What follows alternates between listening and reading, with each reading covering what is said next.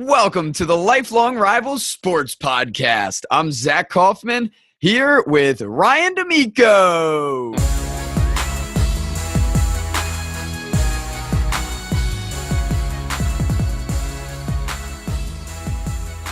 Today, as we're recording this, it's Tuesday. It's trade deadline day. There are a couple big trades here this afternoon. Ryan, why don't you take us through some of the most important ones that really stood out to you?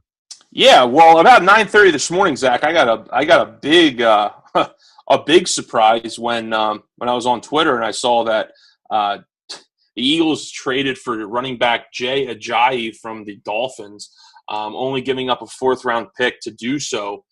And they bring in a guy that, look, had a fantastic year last year, had a couple 200-yard performances. I think one of the better running backs in the league, potential-wise. Rough spot this year with the Dolphins. Porous offensive line. It's constantly been battling injuries. That offense is a mess. He hasn't been getting the ball a lot. A lot of things have happened in Miami. Tensions between him and Adam Gase. I've heard that was a big reason why they decided to trade him. But I think a couple things. I think the Dolphins. First off, I think you look at them and you say, what are they trying to do here? I mean, still have a winning record. Do they not view themselves as, look, with what we have with the quarterback position and everything that we got going on, injuries, do we just kind of do what we can the rest of the year and then focus on the future? I think that's kind of where they're looking. To get rid of your starting running back, and I guess their starting running back now is going to be like Kenyon Drake, and I can't even remember who else is on the roster, but I just think. And Adam Gase, I guess, he's hell-bent on making a point, quote unquote, but he's starting to remind me of Chip Kelly. It's like at some point you got to start keeping these good players around. I mean, I know they can kind of be a headache at times, but look, it's the NFL. I mean, everything's not going to be sunshines and rainbows. I mean, that's just the way it is. So, and then from the Eagles standpoint, look, obviously I think it's a good deal. You only give up a fourth-round pick. You had 3 of them. So it's not like you're really losing a fourth-round pick. You're giving one of your 3 away, and you bring a guy in here who, 1, he's a good running back. 2, he can catch the ball out of the backfield. 3, he can pass protect, which is something they've actually really struggled with their running backs this year. So you insert that. He helps tremendously there.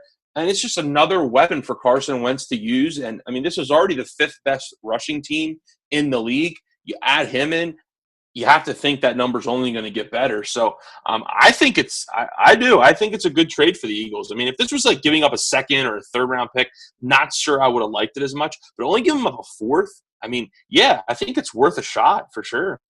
I really am impressed with this deal for the Eagles. They've done so well lately with their trades, with trading for Carson Wentz, with trading away Sam Bradford, and now this Jay Ajayi trade. He fits so well with an upgrade they need, because they already have the baseline of LeGarrette Blount. He's been solid. They know what he brings. But Jay Ajayi is more of an upside guy, which they lost when Darren Sproles got hurt. And he's definitely better than Darren Sproles. He's shown that. He's had his monster games, although he's had his very, very poor games as well, which makes me think that's more of the reason why Miami was looking to sell him off for something. They clearly thought those big games were more of an anomaly. I don't know that they have the answer on their roster right now who's going to play running back. I think it's more that they are kind of selling off on this team and looking more towards their future. They have some good young receivers there. Obviously, quarterback's an issue. They had to sign Jay Cutler, who got hurt. Matt Moore's playing. That's not such a good situation. I know one of my dynasty teams, I stashed Kenyon Drake down on the end of my roster. So he's one that'll step up there and have to get some action. And then they also have Damian Williams. He's the other guy I know is on that roster. So most likely one of those guys will step up unless they sign someone else. But somebody's got to get carries there, even though, like you said, with the line and Ajayi not being very efficient when he's there, I don't know that any of them are going to be really productive. at this stage. But I love the move for the Eagles. I'm very impressed with this trade. Yeah, for sure, you got to be, and it'll be interesting. I mean, he's in Philly now. He's taking a physical. If he passes that, which everyone expects him to, he'll be at practice tomorrow, getting ready for their game against the Broncos this weekend. So the other big trade, which came right at all but 4:00, which was the deadline today, was the Panthers. They dealt, and this is another interesting move. They dealt Kelvin Benjamin to the Buffalo Bills. So the Panthers, who, I mean, you expect them to be a contender in the NFC. I mean, the NFC is kind of down this year. It kind of seems to be anybody's game, anybody's conference. Yet they're giving away their best receiver. And Buffalo, who they're right there this year at 5-2, they're just continue to ascend. They go out and make a splash and get a playmaker for Tyrod Taylor and Kelvin Benjamin, and they give up a 3rd and a 7th round pick for it, which I'm okay with. I mean, a 7th round pick, I mean, teams just give them away anyway. So, I mean, a 3rd round pick, yeah, I mean, I'm okay with that. I mean, if you think this guy can come in and help your offense right away, take some of that pressure off LaShawn McCoy, yeah, I like the move for the Bills. I hate it if I'm a Panthers fan. Like, I'm wondering, like, what is this organization doing? Like, exactly what is their thought process here? Like, I mean, are you aware that we're like, right there in the hunt for our division and right there in the hunt to possibly, win this conference? And they give away their best wide receiver. I don't get it. Do you make any sense of this deal for the Panthers, Zach? It's hard to say because they don't have a clear replacement for him, and it really makes it seem more significant that they are already missing Greg Olsen, who's typically their reception leader at the Good tight point. end position. The next one's up. Devin Funchess has been playing his best that he's played so far. He's still only 23 years old, but even that is not that impressive. He had a 70-yard, 2-touchdown game, easily his best. He's never this season had more than 70 yards receiving. I don't see him as a number one, but he's kind of in that position. It reminds me very similarly of the Eagles last year with Jordan Matthews as their number one receiver. I feel like Funchess is going to be that role as kind of an underwhelming number one, that he'll get targets just by default, but he's not going to be a huge monster receiver there. Now, the one thing that could make a big difference here is the Panthers used a high pick on Curtis Samuel. So that's a guy that could get more playing time here because it's really bare behind Devin Funchess. Russell Shepard is the next guy up that would probably be their number two. So I'd expect more action from Curtis Samuel and from moving Christian McCaffrey around. So he's a guy they might be playing him more with Jonathan Stewart, playing more out of the slot where he could get some more action as a receiver. That's what I could see from their perspective, that they just feel like Kelvin Benjamin, he kind of is what he is. He's a brick-handed receiver. He does drop a lot of balls, and he's the best they've had, but they've needed to upgrade for a while, and I feel like this is them just kind of selling that off, get what they can get more action to those kind of running back / receiver types with Curtis Samuel and Christian McCaffrey, and see if that can be more productive than what they've had so far. Yeah, I saw a lot of people on social media, Twitter in particular, saying, "Wow, whoa, this is crazy," in regards to this deal. And I'll be honest, like, Kelvin Benjamin doesn't do a whole lot for me. One, he comes into camp every year completely out of shape, looking like an offensive tackle versus a wide receiver. And he's like the Eddie Lacy of receivers. Right, yeah, good. It's a great comparison. I mean, he always battles with drops, like you said, Zach. So for me, Kelvin Benjamin, not a guy that I would go out and pursue and try to acquire via trade like the Bills did. But hey, the Bills felt like they needed to add a dynamic player. They feel like Benjamin is that, and they bring him to Buffalo and try to to make a run here towards the playoffs. And those were the two big splashes today, Zach. We had a couple yesterday.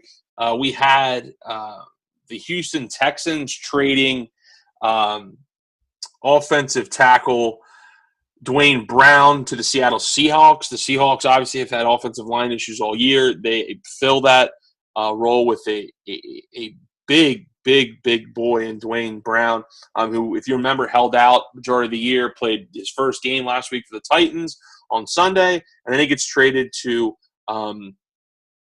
the Seattle Seahawks. It was supposed to involve Jeremy Lane, cornerback for Seattle as well. He failed his physical today, so he reverts back to the Seahawks. So he's a Seahawk again.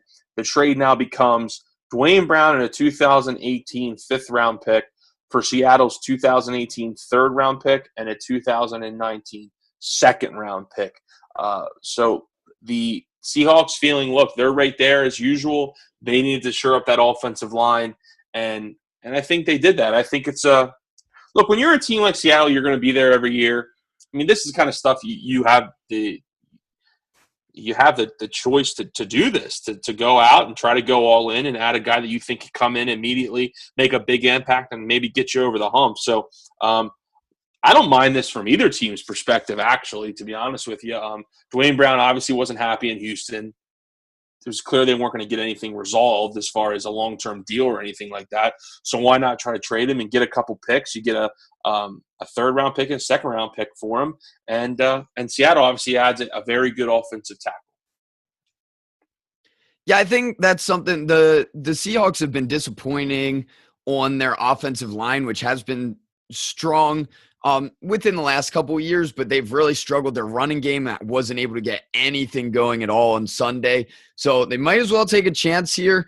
It does seem like a good amount of picks they gave up there in that deal, where they gave a third rounder, a second rounder, as well as a fifth rounder because of Jeremy Lane not passing his physical there. This is a good move for them.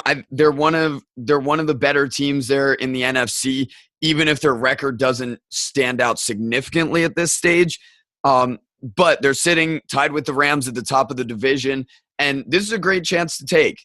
Go for a disgruntled lineman that can definitely help this team, and they could use that kind of boost like the Eagles did, even though they took a different approach with the offensive line versus a skill position kind of player like Jay Ajayi.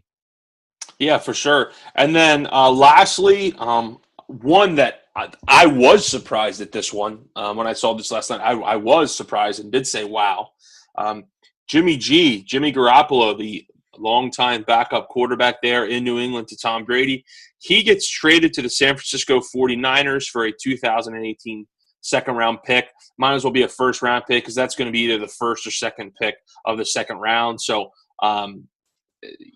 it's basically like a first-round pick. They're going to get a very good player at that spot, will the Patriots. So they unload Jimmy Garoppolo, which I was surprised. Like I said, I thought that Belichick really liked Garoppolo and really thought he was going to be the guy when Brady hung it up. But I just guess this tells us that Brady is going to play longer than we thought, and Brady's going to be there for a while. And look, he's the only quarterback on the roster as of right now.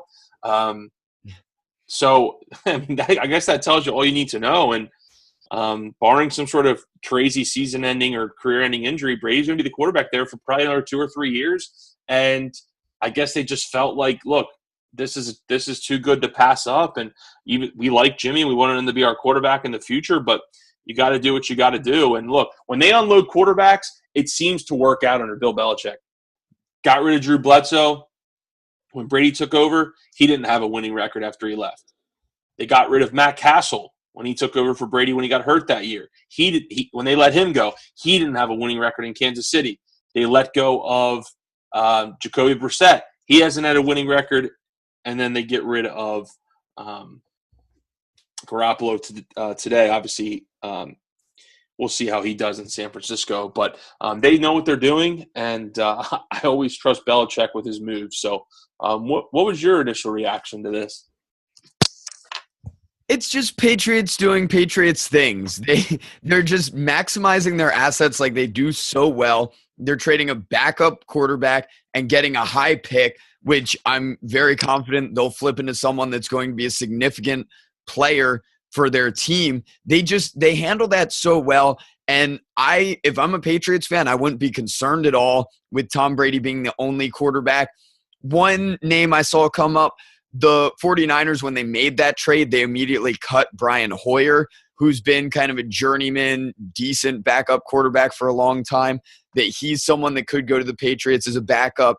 They'll fill in somehow, some way. They're going to make it work. I'm very confident in that front office and with Bill Belichick that they're going to make things work no matter what. Yeah, absolutely. So, I mean, those are the big four. Those are the big four moves that happen before the trade deadline, and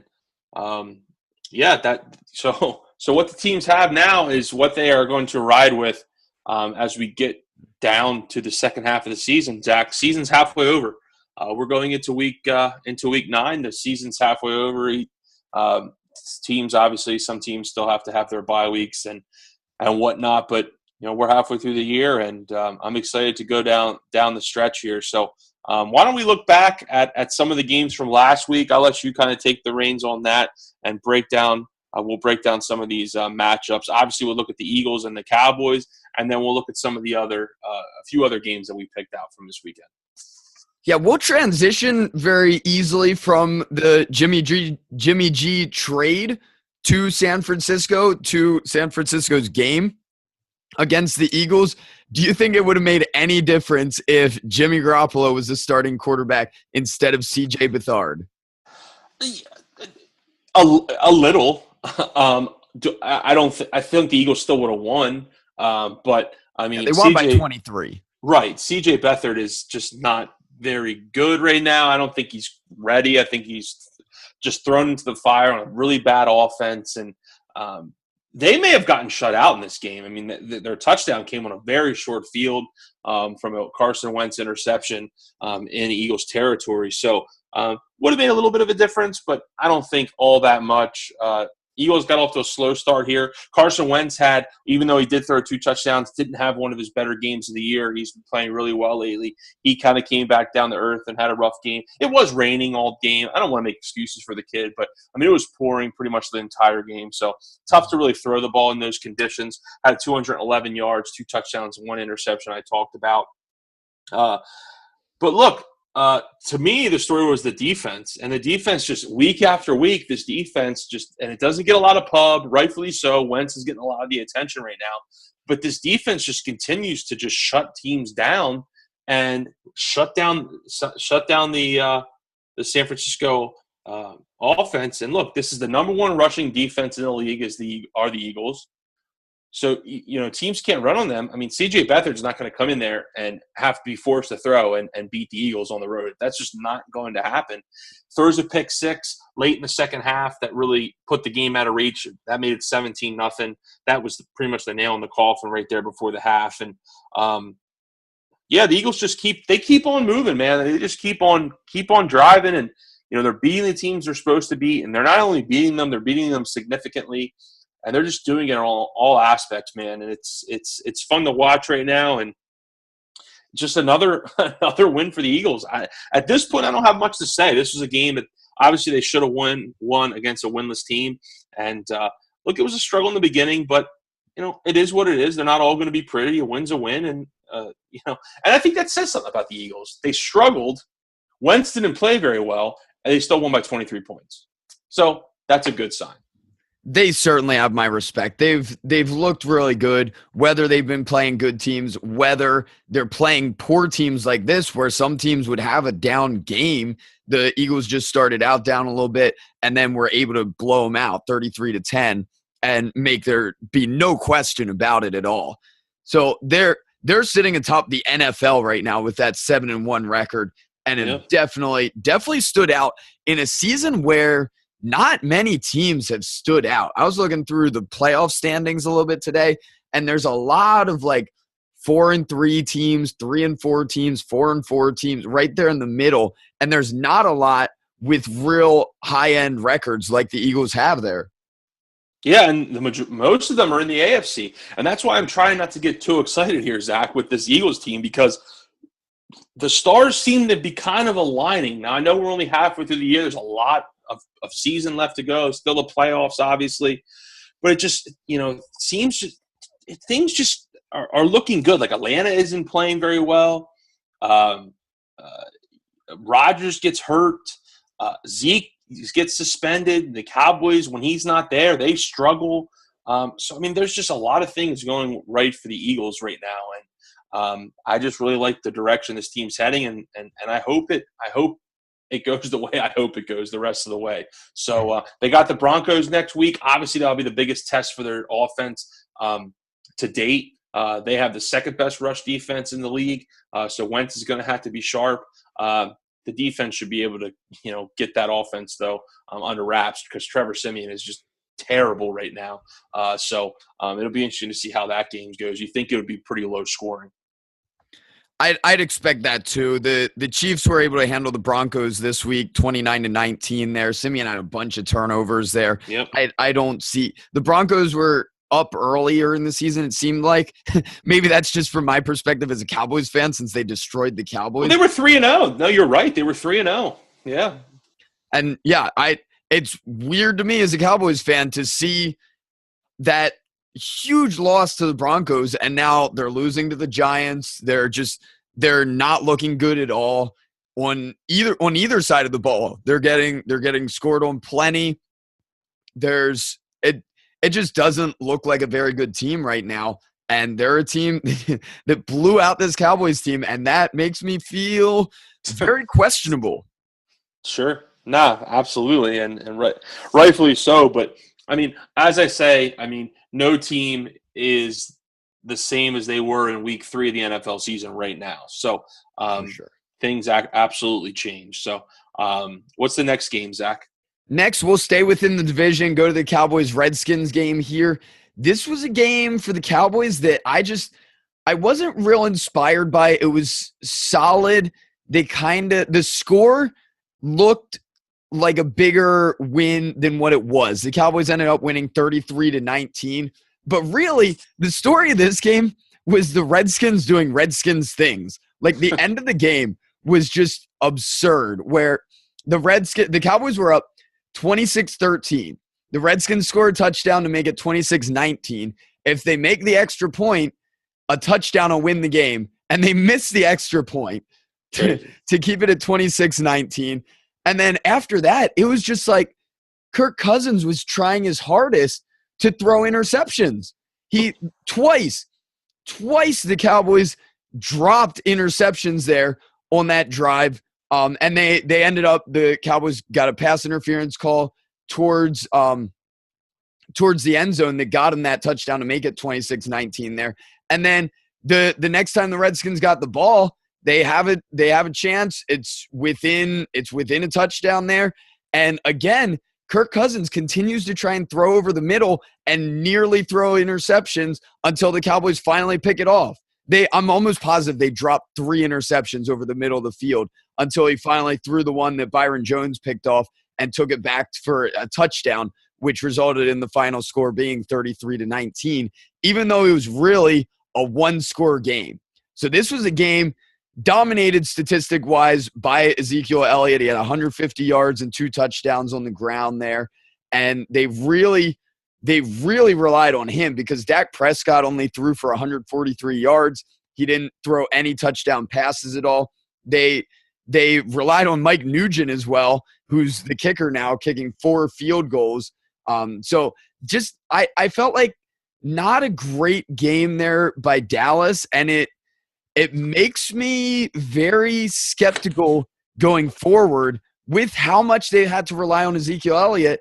And if this suspension is held up once again, I think Darren McFadden will be all right, and Alfred Morris will contribute maybe a little bit. He'll probably have 1 or 2 good games where he'll probably have about 50 yards and 1 or 2 touchdowns, but it's not going to be the same at all. They're not going to be able to have the workhorse like they have with Ezekiel Elliott.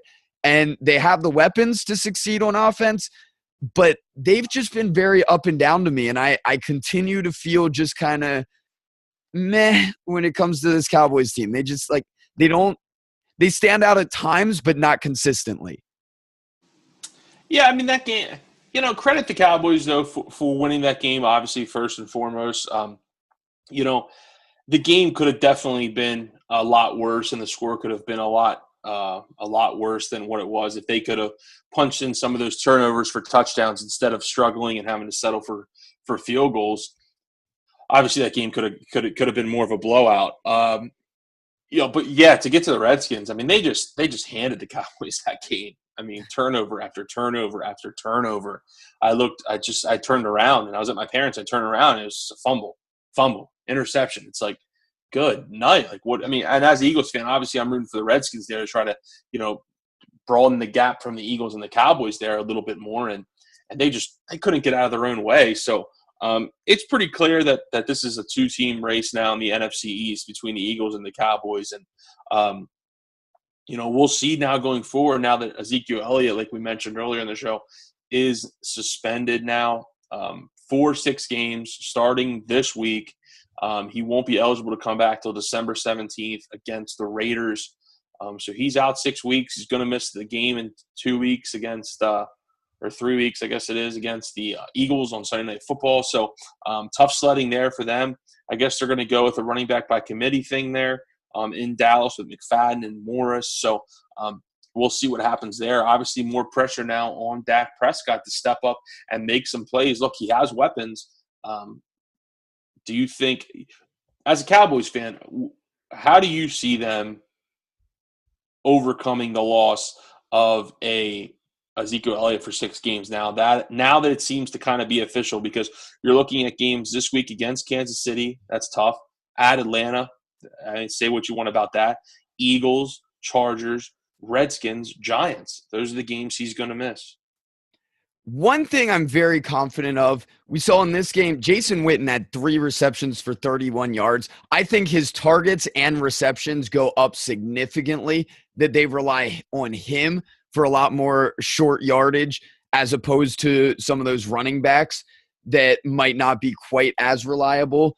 I think we'll still see some more with Bryce Butler. He's had some big plays that he might get some more opportunities, and they'll kind of fill in other ways. A lot of times they'll have a second tight end or something like that makes a random, whether it's a touchdown, big first down, big play, that they'll rely on some other players, maybe not at the running back position, to do some of the things that they relied on Ezekiel Elliott to do from the running back position. So I still feel comfortable. I love Dak Prescott's decision-making ability.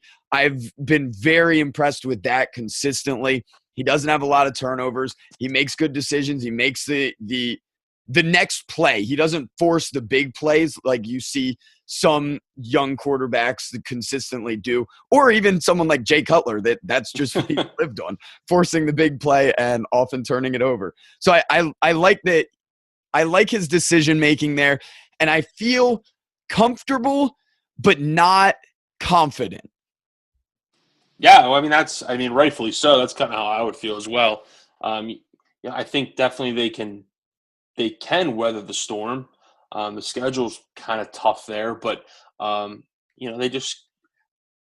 they need Prescott to kind of elevate his game even more, I think, and they, most importantly, they need the defense to step up. The defense needs to step up like they did last year. The front four needs to continue, which has been a very good bright spot so far this year for the Cowboys, has been that front four.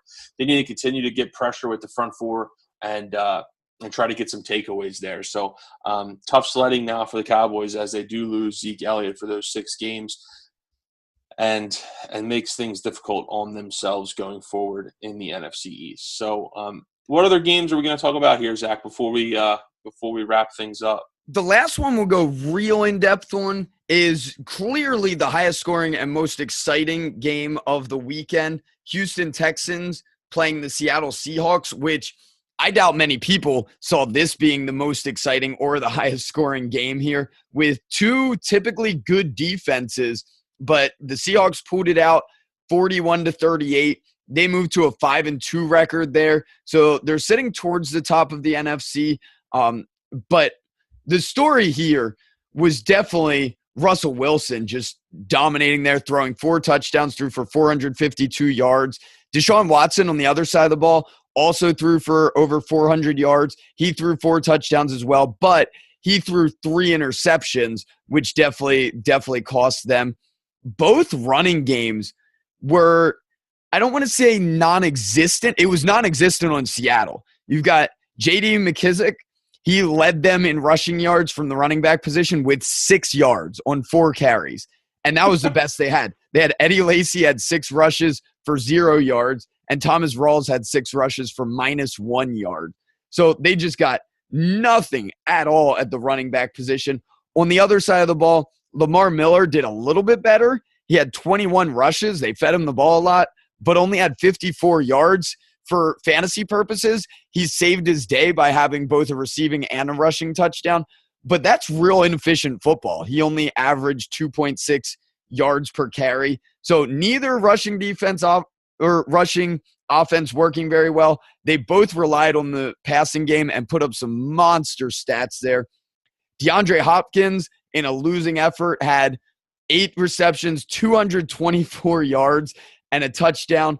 Will Fuller had yet another multi-touchdown game. He had 5 catches, 125 yards, and 2 touchdowns. And then, like I said, Lamar Miller had that 1 receiving touchdown as well.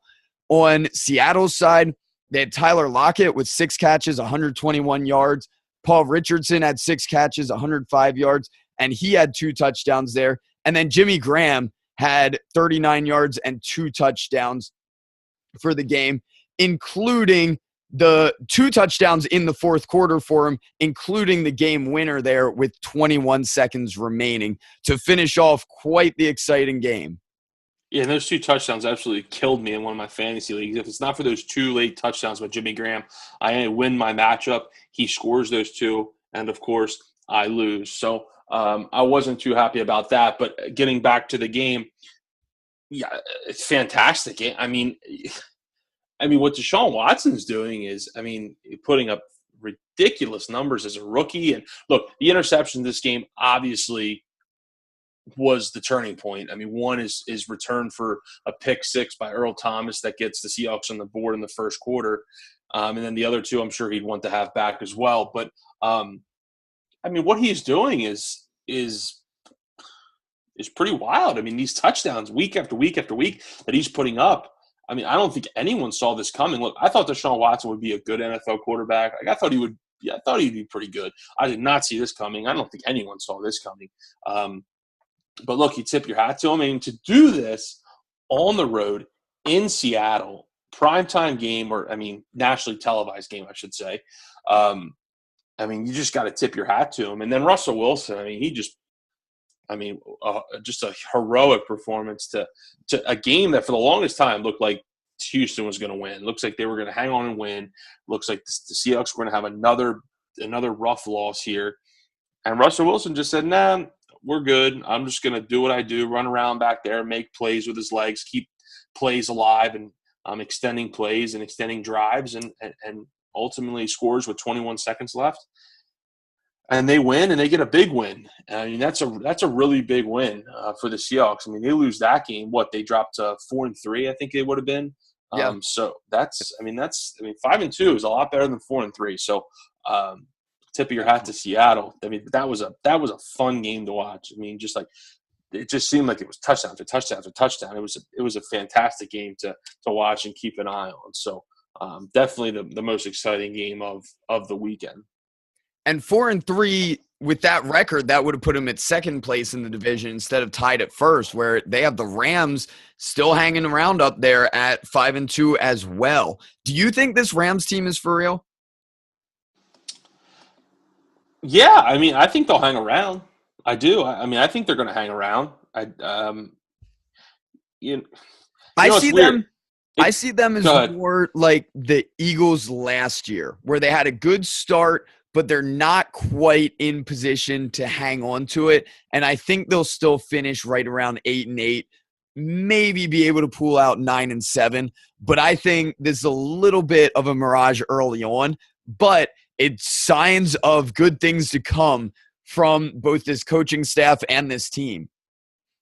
Yeah, no, absolutely. I mean, you definitely got to be encouraged by kind of what they're doing, and their schedules too isn't all that extremely difficult going forward. So, I mean, I think they can definitely hang around. Obviously, they have another big game with the Seahawks going forward down at the end of the season, but yeah, I think they can hang around.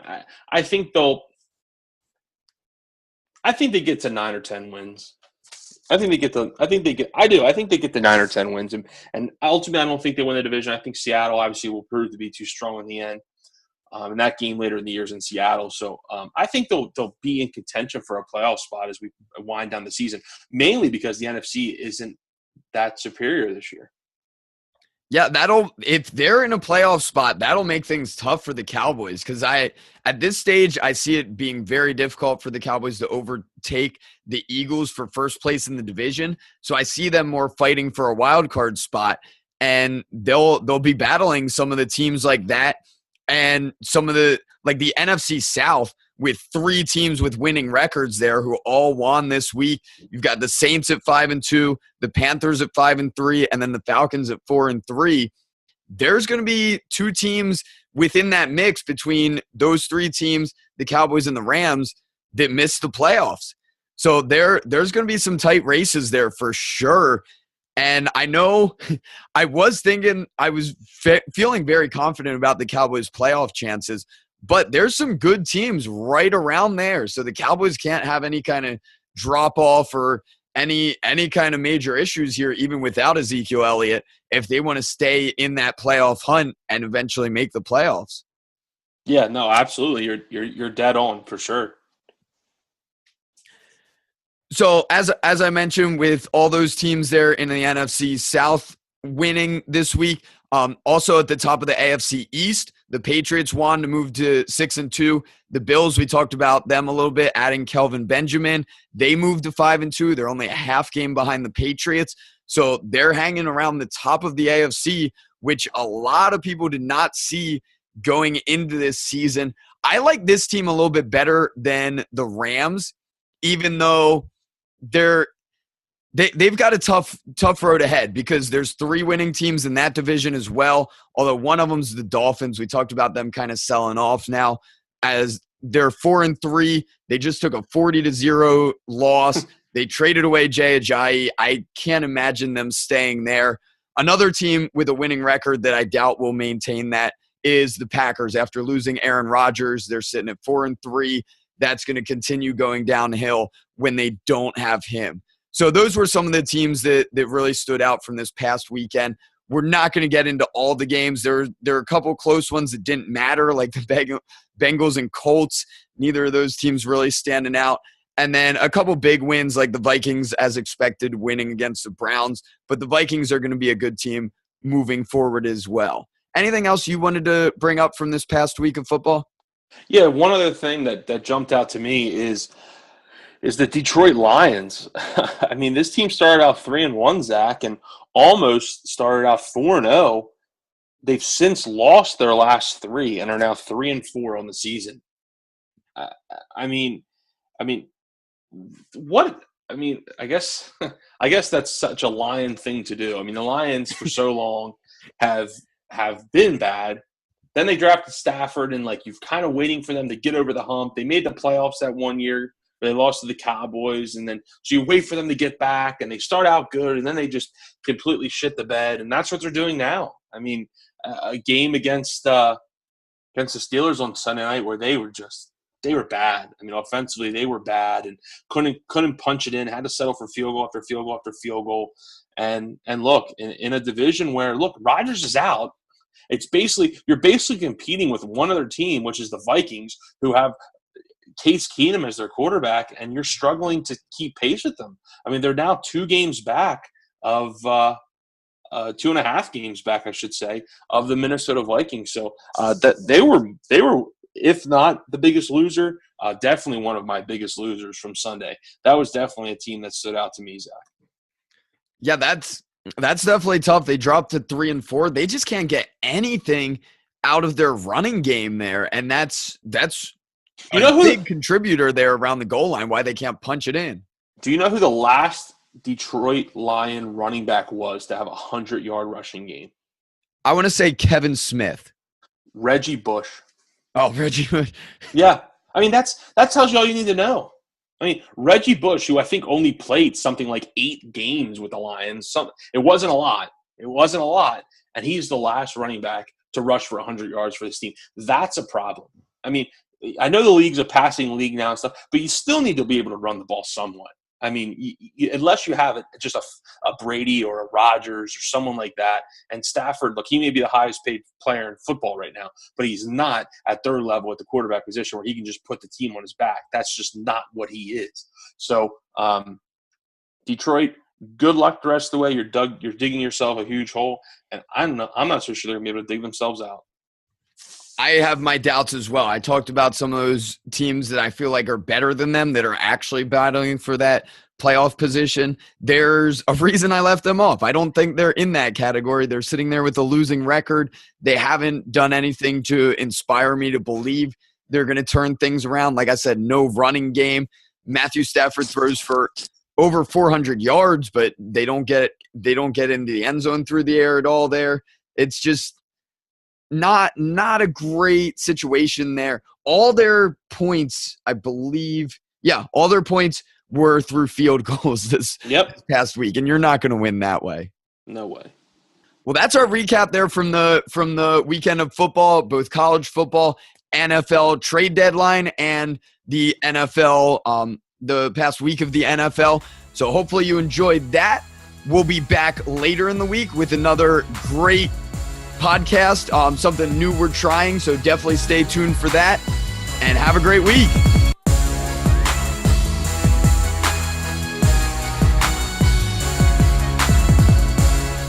Thank you so much for listening to the Lifelong Rivals Sports Podcast. We really appreciate it. We've changed some things up based on some of the feedback we've received, so we'd love to continue hearing your feedback as we continue to build this platform with our podcast. It's very helpful to us if you can share it with the people you know that you think would be interested. We'd really appreciate it. Thank you so much, and have a great week.